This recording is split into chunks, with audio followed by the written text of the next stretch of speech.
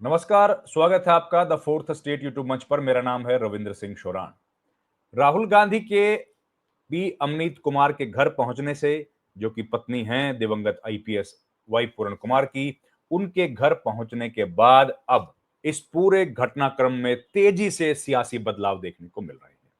राहुल गांधी, जो कि आप जानते हैं नेता विरोधी दल हैं, और वो इस तरह की जो अगर कोई दुर्घटना घटना देश में होती है तो जरूर अपनी संवेदना प्रकट करने के लिए वहां जाते हैं। अब इतने दिन से जो सियासी हालात इस मुल्क में पैदा हो रहे थे, खासतौर पर प्रदेश में जो पैदा हो रहे थे, और राहुल गांधी जिस सियासत को लगातार उठा रहे हैं, वो सियासत है कि जो दलित आबादी है और जो ओबीसी समुदाय के लोग हैं, उनको उनका प्रतिनिधित्व देना, जातिगत आधार पर जनगणना करना, और कितने इस समाज के लोग इस जात इन अलग अलग जातियों पिछड़ी और ओबीसी समुदाय के या दलित समुदाय के या अनुसूचित जाति जनजाति के कितने लोग हैं सरकारी नौकरियों में, लगातार वो ये बात उठाते रहते हैं। लगातार उठाते रहते हैं कि इनका प्रतिनिधित्व नौकरी के अलावा समाज के जो दूसरे हिस्से हैं उसमें कितना है। तो अब ये मुद्दा जब बन गया है कि जो लोग आईपीएस तक पहुंच गए, जो लोग देश के मुख्य न्यायाधीश तक बन गए, क्या वो भी जाति के इस विष से बच नहीं पाए हैं? क्या जाति का जो भेदभाव है उससे बच नहीं पाए हैं? और इसका जीता जागता उदाहरण है हरियाणा में नायब सिंह सैनी की जो सरकार है, वो बुरी तरीके से इस मामले को सुलझाने में फेल हुई है। और इसी के चलते ये जो घटना घटी उसको अभी तक कंट्रोल नहीं किया जा सका, उसका कोई समाधान निकालने में कामयाब नहीं हुए हैं नायब सैनी। अब नायब सैनिक की नाकामी है, और उसकी नाकामी या उस सरकार की नाकामी के चलते अब प्रधानमंत्री नरेंद्र मोदी ने भी हरियाणा के उस कार्यक्रम में आने से इनकार कर दिया, और जिसकी वजह से नायब सैनिक को बहुत नीचा देखना पड़ा है। अगर प्रधानमंत्री नरेंद्र मोदी भी इस प्रदेश में या हरियाणा में आके अपने आप को सुरक्षित महसूस नहीं कर रहे, या उनको नहीं लग रहा है कि यहां आने से वो कुछ प्रदेश को कंट्रीब्यूट कर पाएंगे या बीजेपी के लिए कंट्रीब्यूट कर पाएंगे, और इसलिए उन्होंने अपना दौरा कैंसिल कर दिया, तो इसका मतलब है कि सरकार की फेलियर पर उन्होंने मोहर लगा दी है। सरकार ने लगातार कोशिश की इनको मैनेज करने की, लेकिन नहीं हुआ, और इसी वजह से रात भर बैठकों का दौर चलता रहा कि किसी तरीके से राहुल गांधी के चंडीगढ़ आने से पहले इस मामले में कुछ रास्ता निकाल लिया जाए। और इसीलिए पूरी रात कोशिश की गई है कि परिवार के साथ बातचीत करके, बैक चैनल टॉक करके, कि अगर परिवार सहमत हो जाए तो पोस्टमार्टम के बाद अंतिम संस्कार का काम किया जाए। पहले सरकार को लग रहा था कि पूरा दिन का वक्त है, राहुल गांधी शाम को आने वाले हैं। लेकिन जैसे ही राहुल गांधी ने इस बात का एहसास किया, तो राहुल गांधी ने अपने दौरे को 5 बजे के बजाय सवेरे 10 बजे का प्रीपोन कर दिया, और 10:15 बजे के आसपास, 11 बजे के आसपास वो उनके घर पर चले गए। और ये पूरी घटना जो है वो घटती हुई इस वक्त दिखी है। तो ये सियासी बवाल जो कि हम लोग देख रहे हैं कि देश भर के जो दलित संगठन हैं, जो दलितों के लिए काम करते हैं, वो एकजुट होकर वाई पूरन कुमार के पक्ष में खड़े हुए। उनकी पत्नी अमनीत कुमार जिस दृढ़ इच्छा शक्ति के साथ वो अपने पति को न्याय दिलाने के लिए खड़ी हैं, वो वाकई एक बहुत बड़ी बात है। और इस दौर में जब हम लोग देख रहे हैं कि एक के बाद एक इस तरह की घटनाएं घटती हैं, लेकिन पीड़ित परिवार हमेशा ये बात करते रहते हैं कि उनको न्याय नहीं मिला। ऐसे में इस दौर में सरकारी तंत्र के साथ काम करने वाली अमनीत पी कुमार एक साहसी महिला के तौर पर उनको देखा जा रहा है, जो अपने पति को उनकी मृत्यु के बाद न्याय दिलाने के लिए सरकार से लड़ रही है, सरकार के पूरे तंत्र से लड़ रही है। और इसी का नतीजा है कि एक छोटा सा सरकार ने काम एक्शन लिया है। क्या एक्शन लिया है? जो एसपी हैं विजारनिया, नरेंद्र विजारनिया, उनको हटाया गया है नौकरी से नहीं हटाया गया, केवल उनको रोहतक के एसपी सीट जो पद था उससे हटाया गया। उसको उनको हटाकर अभी तक पोस्टिंग नहीं दी गई है, मतलब कोई पोस्टिंग मिल जाएगी।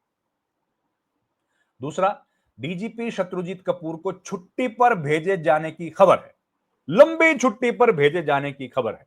अब ये लंबी छुट्टी क्या होती है, कोई डिफाइंड तो है नहीं। 4 दिन के बाद सरकारी तंत्र में लंबी छुट्टी मान लिया जाता है। अब 4 दिन का मतलब क्या, 1 हफ्ते के लिए छुट्टी पर गए हैं, 1 महीने के लिए गए हैं? क्या उनको भेजा गया है, उसके लिए कोई ऑर्डर जारी किया गया है? ऑर्डर अभी तक हमारे सामने नहीं आया है। दूसरा रास्ता, क्या शत्रुजीत कपूर को कहा गया है कि आप खुद छुट्टी के लिए अप्लाई करो?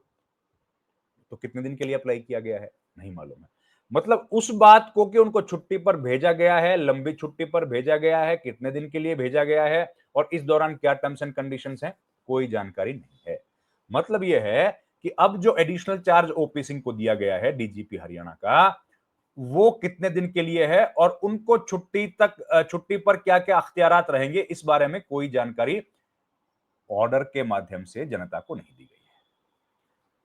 पर यह एक बड़ा गंभीर मामला बन गया है राहुल गांधी के। देश भर से नेता तो आ रहे थे, दलित समाज के कई बड़े-बड़े नेता आ रहे थे। इसके पहले सोनिया गांधी ने भी एक चिट्ठी लिखी थी, प्रियंका गांधी भी ट्वीट कर चुकी हैं और तेलंगाना, कर्नाटक, अलग-अलग क्षेत्रों से लोग, जो दलित समुदाय के लोग हैं, वो आ रहे थे।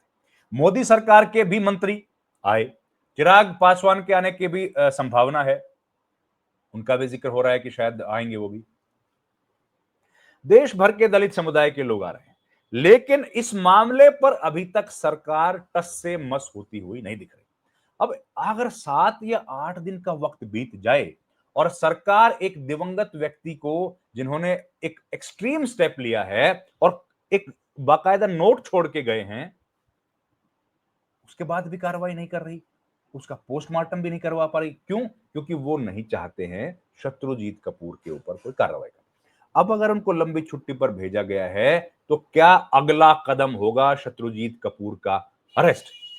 क्या अब सरकार पर अतिरिक्त दबाव बन गया है जब राहुल गांधी आ गए हैं, तो क्या अब डीजीपी शत्रुजीत कपूर को अरेस्ट करना पड़ेगा?